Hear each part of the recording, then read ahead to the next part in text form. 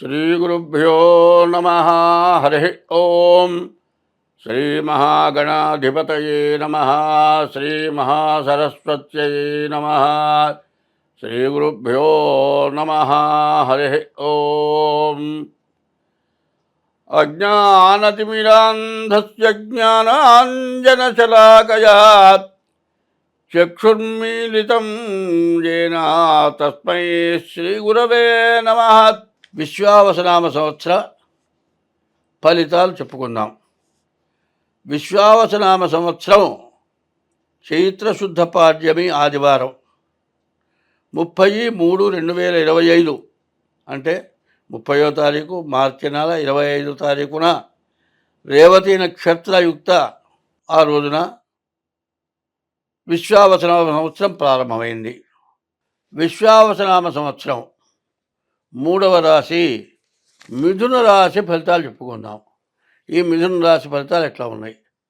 ఈ మిథున రాశికి ఆదాయం 14, ఖర్చు 2. తర్వాత ఆదాయం కంటే ఖర్చు చాలా తక్కువ ఉంది. 14లో 2 పోతే 12 మిగులుతుంది అని చెప్పుకోవాలి. తర్వాత ఈ రాశి వాళ్ళకి రాజపూజ్యం, మంచివాళ్ళుగా పూజించేవాళ్ళు 4 ఉంటే చెడుగా తిట్టేవాళ్ళు 3 ఉంటారు. ఈ మిథున రాశి ఇట్లా ఉంది. ఈ మిథున రాశికి ఎట్లా ఉందో చూద్దాం. ద్వితీయంలో కుజుడున్నాడు. ఈ ద్వితీయంలో కుజుడు ధన వాగ్విత్తం. ద్వితీయంలో కుజుడు వల్ల చాలా ప్రయోజనం, ఆస్తులు కొనడానికి చాలా అవకాశం ఉంది. అయితే ఖర్చు కూడా బాగా ఉంది. ఈ ఖర్చు కూడా అనవసరమైన ఖర్చు కావడానికి బాగా అవకాశం ఉంది. 12 ఏమో గురువు ఉన్నాడు. 10 రవి, బుధ, శని ఈ గ్రహాలు ఉండటం చేత విపరీతమైన ఖర్చు ఈ సంవత్సరం బాగా ఎక్కువగా కనపడుతుంది. ఏమంటే ఆస్తి కొనుక్కుంటా అన్నారు కదా అంటే కొనుక్కుంటారు, కానీ కొనుక్కునేప్పుడు మీరు ఏం చేయాలి? మరి డబల్ రిజిస్టర్లు, దొంగ రిజిస్టర్లు ఇట్లాంటివి జరుగుతాయి. ఇది కరెక్ట్గా ఆస్తిని వివరాలు కనుక్కొని తగిన రేటుతో కొనుక్కోవాలి.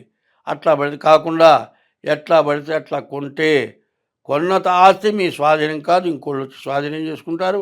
మీ ఆస్తులు పోవటానికి అవకాశం ఉంటుంది. కాబట్టి మీరు చాలా జాగ్రత్తగా ఉండాలి.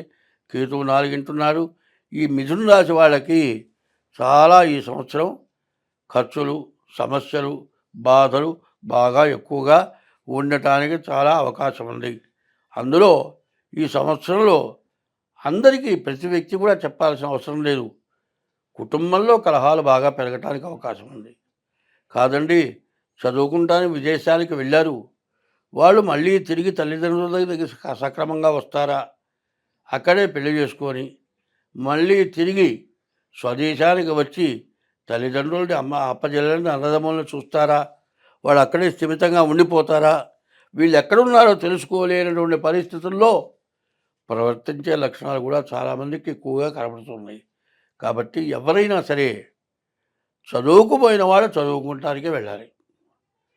ఉద్యోగం చేయడానికి విదేశాలకు వెళ్ళినా ఉద్యోగం కోసమే ఉండాలి. నువ్వు దేనికి పోయినావో దాన్నే చూసుకోవాలి. తర్వాత జీవితం ఏమిటి? వివాహ జీవితం. ఈ వైవాహిక జీవితం పెద్దవాళ్ళు నిర్ణయిస్తారు. ఎంతవరకు నిర్ణయం? ఆ పిల్లకి పిల్లాడు కానీ పిల్లాడికి పిల్ల కానీ నచ్చిందో లేదో అంతవరకే మీ బాధ్యత. తర్వాత కుటుంబ గౌరవాలు, వీళ్ళు ఎట్టా ఉంటారు, వీళ్ళ పరిస్థితి ఏంది ఆలోచించేవాళ్ళు పెద్దలు, తల్లిదండ్రులు. ఇది కాక వాళ్ళ కుటుంబాలు బాగున్నాయి అన్నీ అనుకున్న తర్వాత వీళ్ళిద్దరు జాతకాలు కలిసియా లేవా, మరి పంచాంగ రీత్యా, డేట్ ఆఫ్ బర్త్ రీత్యా మీ జాతకాలు మరి పండితులు చూస్తారు. అది చూపించుకొని పెద్దవాళ్ళ నిర్ణయం, పంచాంగ రీత్యా మీ జాతకం బాగుందా లేదా, మీకు కలుస్తుందా లేదా, ఈ సంవత్సరం వివాహం చేసుకుంటే బాగుంటుందా, ఈ సంవత్సరం వివాహం మీకు జరిగే యోగం ఉందా, ఇవన్నీ కూడా తెలుసుకున్న తర్వాత వివాహం చేసుకోవాలి. అట్లా కాకుండా మీరెవరైనా స్వతంత్రంగా ఏ రాశి వాళ్ళు ప్రవర్తించినా కాలసర్పదోషం, రాహుకేతువుల మధ్యలో గ్రహాలు ఉండటం చేత వివాహ బంధం తెగిపోయే లక్షణాలు బాగా ఎక్కువగా ఉన్నాయి. కాదండి, మీరు బాగుంది అన్నారంటే బాగుంది, కరెక్టే, బాగానే ఉంటుంది. ఎట్లా ఉంటుంది అంటే కావిడి వేసుకొని బిందెతో నీళ్లు తీసుకురావాలంటే 2 బిందెలు కాదు 4 బిందెలు నీళ్ళు తెస్తారు. అదే 2 చేతులతో తేవాలంటే 2 బిందెలే, 4 బిందెలు మాత్రం తేలేరు. 4 బిందెలు కావిడిలో పెట్టుకొని తెచ్చేవాడు దానికో బ్యాలెన్స్ ఉంది. ఆ బ్యాలెన్స్ ప్రకారం తెస్తాడు. ఎక్కడ బ్యాలెన్స్ తప్పినా బిందెలు పడిపోతాయి, మనిషి పడిపోతాడు, దెబ్బ తగులుతుంది. అట్లాగే వైవాహిక జీవితంలో బ్యాలెన్స్ ఉంది. ఏమిటి బ్యాలెన్సు? నీకు జన్మనిచ్చిన తల్లిదండ్రులను జాగ్రత్తగా చూసుకోవటం. భార్య పరాయి ఇంటి నుంచి నీ ఇంటికి వచ్చేసింది. ఆమె జీవితంలో ఒక 20 వంతులే పుట్టింట్లో ఉంది. 80 వంతులు మీ ఇంట్లో ఉండాలి. ఆమె ఉండాలంటే ఆమెను అందరూ జాగ్రత్తగా చూసుకోవాలి. ఇందులో ఒకళ్ళిద్దరు సరిగా లేకపోయినా వాళ్ళని సర్దుబాటు చేసుకొని అందరూ కలిసిపోతే వైవాహిక జీవితం అంత ఆనందం లేదు. అట్లా కాకుండా వైవాహిక జీవితంలో ఎక్కడ పొరపాటు జరిగినా మరి వివాహ బంధం నిలవదు. కోర్టుకెక్కవటం, విడాకులు రాకపోవటం, మళ్ళీ వివాహం జరగడానికి ఇబ్బంది కలగటం, ఇట్లాంటి సమస్యలు ఉంటున్నాయి. ఎప్పుడైనా సరే జన్మ ఎత్తిన తర్వాత చదువు తర్వాత ఉద్యోగం తర్వాత వివాహం, ఈ 3 స్టెప్పుల్లో ఎక్కడైనా సరే తేడా పడితే చాలా కష్టాలు, చాలా ఇబ్బందులు, చాలా సమస్యలు, మానవ జీవితే వ్యర్థం, బతకటమే దండగా అనే పరిస్థితి వస్తుంది. కాబట్టి ఈ మిథున రాశి వాళ్ళు ఎంత జాగ్రత్తగా ప్రవర్తిస్తే అంత మంచిది, అంత బాగుంటుంది. ఈ రాబోయే విశ్వావసనామ సంవత్సరం, కొత్త సంవత్సరంలో ప్రత్యేకమైనవి, ముఖ్యమైనవి, వినాల్సినవి, పాటించాల్సినవి ఉన్నాయి.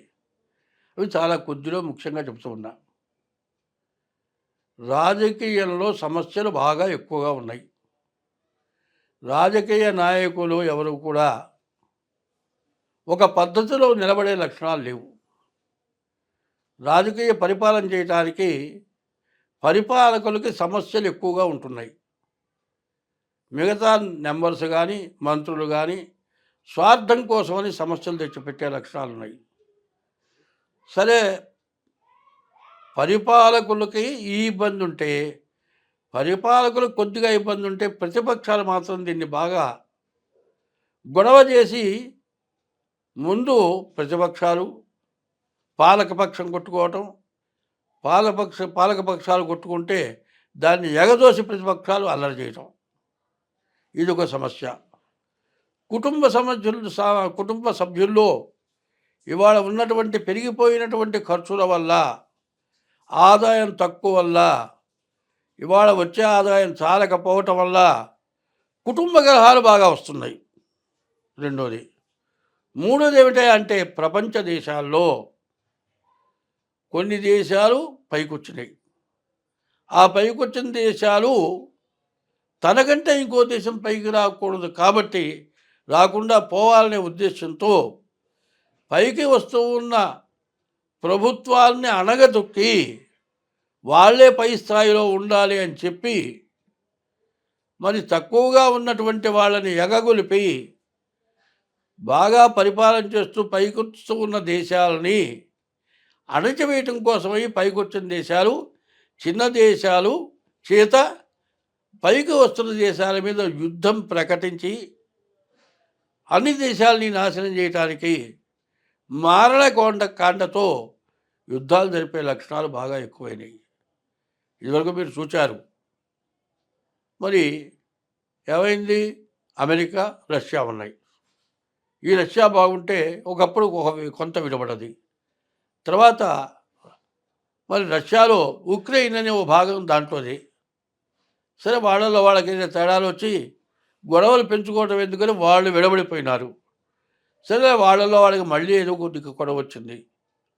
అయితే ధర్మంగా రష్యా విడగొట్టినటువంటి ఉక్రెయిను రష్యాని అణిచివేయాలనే ఉద్దేశం దానికే కలిగిందో, వేరే దేశాలు వాళ్ళని ప్రగల్పితే, వాళ్ళని ఎగ్గులిపితే వాళ్ళు యుద్ధానికి దిగారో తెలియదు. కానీ అది పెద్ద యుద్ధం జరిగేది, ప్రపంచ యుద్ధం అవుతుందేమో అనిపించే పరిస్థితి వచ్చినప్పుడు ఉక్రెయిన్ సర్వనాశనం అయిపోయింది. ఇప్పటికీ ఇంత జరిగిన తర్వాత యుద్ధాన్ని ఆపటానికి కొన్ని ప్రపంచ దేశాలు పట్టుబడితే యుద్ధం ఆగింది. కానీ యుద్ధం జరిగింది, తర్వాత రష్యాని నష్టపరిచింది, ఉక్రెయిన్ నష్టపడ్డది. కానీ ఈ యుద్ధంలో కొన్ని దేశాలు మాత్రం బాగుపడ్డాయి. ఇట్లాంటివి చాలా జరగటానికి ఇప్పుడు బాగా అవకాశాలు ఉన్నాయి.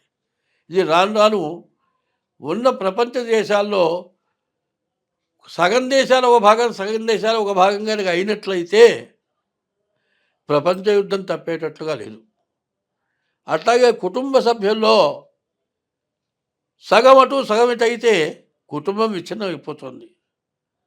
మన భారతదేశంలో పరిపాలకుల్ని అణిచివేయటానికి ప్రతిపక్షాలు ఇబ్బంది పెట్టడమే కాక, పాలక పక్షంలో ఉన్నటువంటి కొంతమంది మంత్రులు కానీ, నాయకులు కానీ వాళ్ళ స్వార్థానికి వాళ్ళకి తగినటువంటి ఆదాయం లేకపోవటం వల్ల పాలకపక్షంలో రెవల్యూషన్ వచ్చి పాలకపక్షాన్ని పనియటానికి ప్రయత్నాలు జరిగి ఇట్లాంటివి రకరకాలైన నష్టాలు రావడానికి బాగా అవకాశం కనపడుతోంది. కాబట్టి ప్రకృతి విపత్తులు బాగా రావటానికి విపరీతమైన వర్షాలు, విపరీతమైన ఎండలు, నదులు పొంగటం, మునిగిపోవటం, మరి పంటలు నాశనమైపోవటం, తినటానికి తిండి లేక ఇబ్బంది పడటం, పండిన పంట చేతికి రాకపోవటం, కష్టపడేవాడికి అంతా కష్టం చేసి పెట్టుబడికి కూడా తగినటువంటి ఆదాయం సగం కూడా, పెట్టుబడిలో సగం కూడా రాకుండా ఇబ్బంది పడటం, పరిపాలకులు సహాయం చేయలేకపోవటం, ఇట్లాంటి సమస్యల్లో ప్రపంచ దేశాలను కూడా కొట్టుమిట్టాడుతున్నాయి. మన దేశానికి కూడా అట్లాంటి ఇబ్బందులు వచ్చేటట్లుగా కనబడుతూ ఉన్నాయి. మన దేశం బాగా పైకి వస్తున్నది. ఇట్లాంటి టైంలో మన ఇబ్బందుల్ని ఇంకా అధికం చేసి ఇంకా కొంతమంది మనల్ని పడగొట్టడానికి సిద్ధంగా ఉన్నట్టుగా కనబడుతోంది. కాబట్టి పాలకపక్షం, ప్రతిపక్షం, ప్రజలు బాగా ఆలోచించుకొని అందరూ మంచిగా ఉంటే మనం అందరం బాగుంటాం, అందరూ సుఖంగా ఉంటాం. స్వస్తి.